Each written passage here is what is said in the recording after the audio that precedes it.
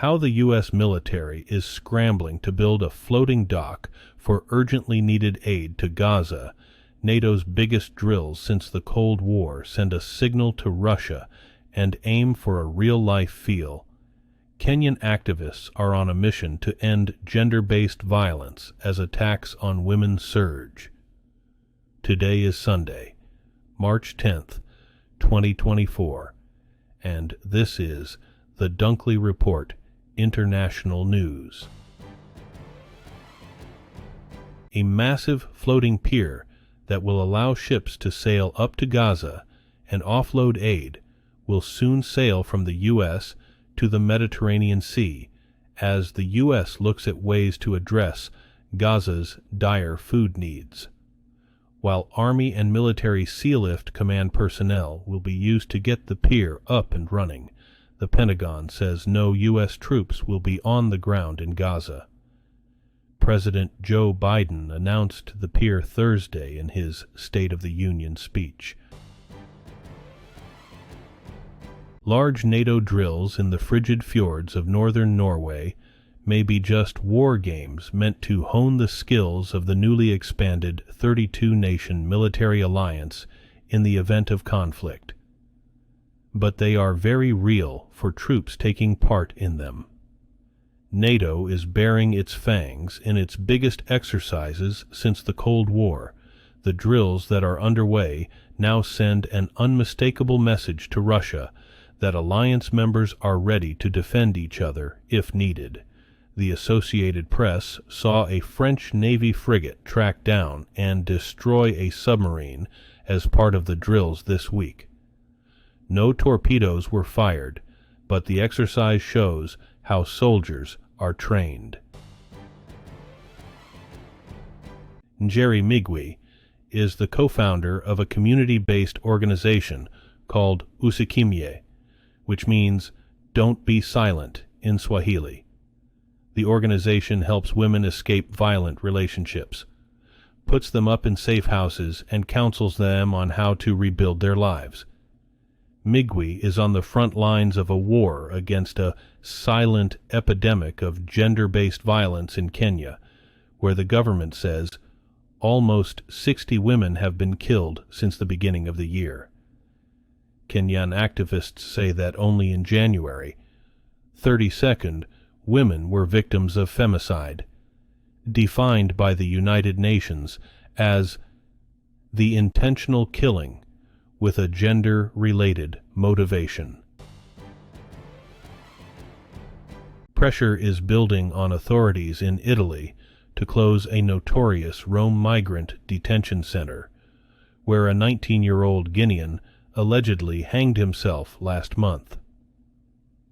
Rome's city assembly and a group affiliated with the Radical Party are calling for Rome's mayor to shut the Ponte Galeria facility.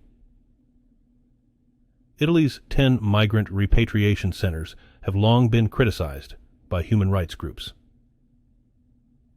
They describe them as black holes of human rights violations, where undocumented migrants are essentially detained for months without charges in conditions worse than prisons.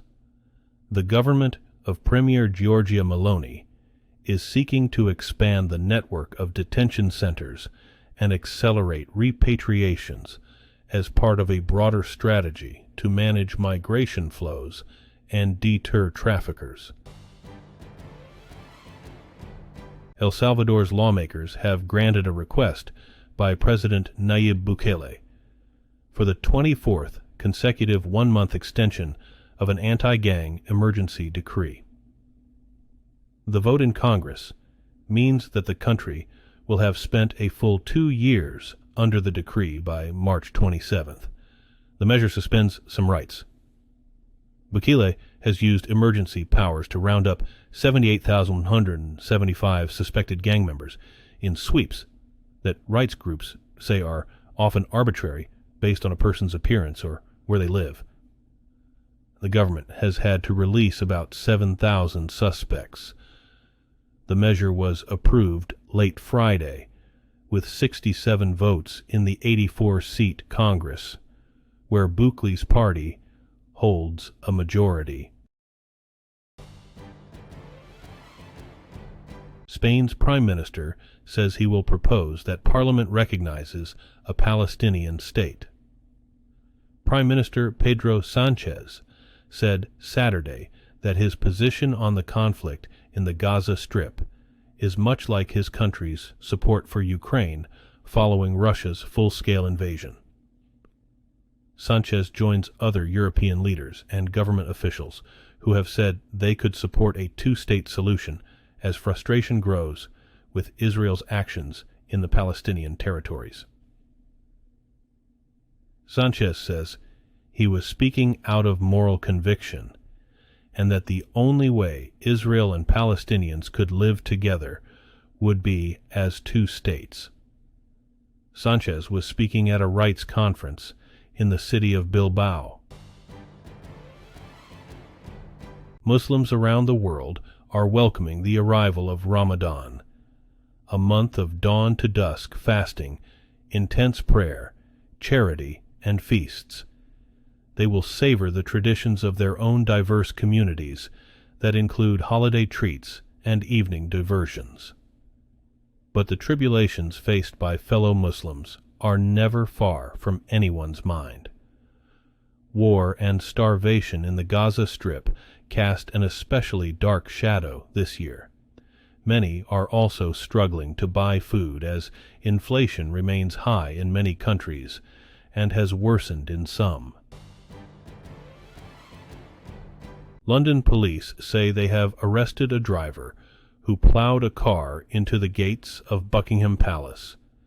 The Metropolitan Police Force said Sunday that the crash wasn't considered terrorism-related, and no one was injured. The driver was arrested early Saturday on suspicion of criminal damage. He was held under the Mental Health Act, but has since been released on bail.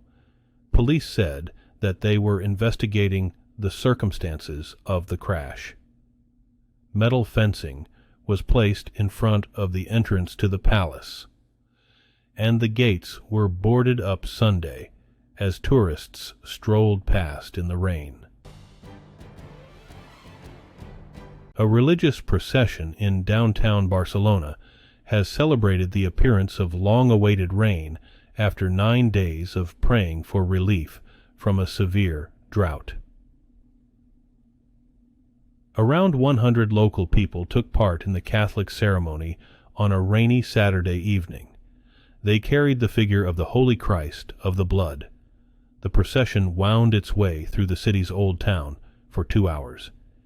It was led by Archbishop Joan Josep Omella. Officials in Spain's northeast region of Catalonia declared a drought emergency.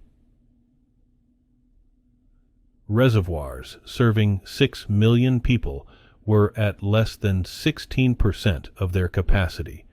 That's a historic low that sowed alarm among local people. Thank you for joining us here at the Dunkley Report International News. Don't forget to like and subscribe for the latest breaking stories.